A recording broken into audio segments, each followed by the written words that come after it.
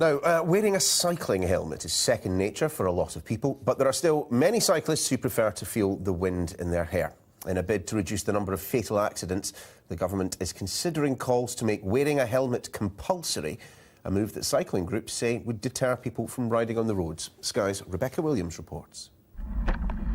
Sacrificing safety for style. Whether to wear a helmet or not is a hot topic of conversation for cyclists up and down the country. And here in the cycling metropolis of Bristol, it seems things are no different. You guys aren't wearing helmets. Why do you think it's a good idea? Because we're invincible. No, it's a difficult one. It's often to do with image. This morning I asked Percy whether I should wear a helmet and she wasn't, so I went, all right, I won't wear mine. Not sure about helmets. I'm wearing one.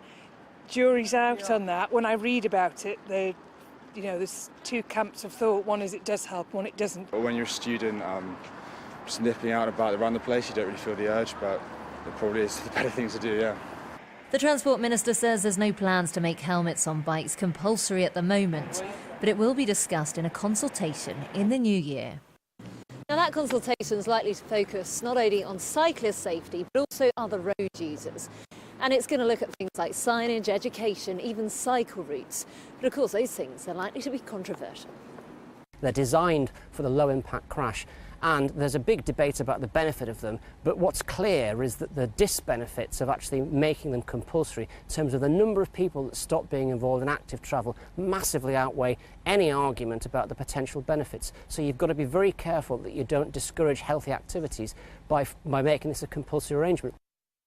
In 2016, 102 cyclists died on Britain's roads, whilst more than 3,300 were seriously injured.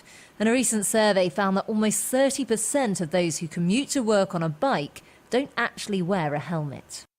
Some insist there is no link between wearing bicycle helmets and head injuries, whilst others believe cycle lanes are the key to safer roads.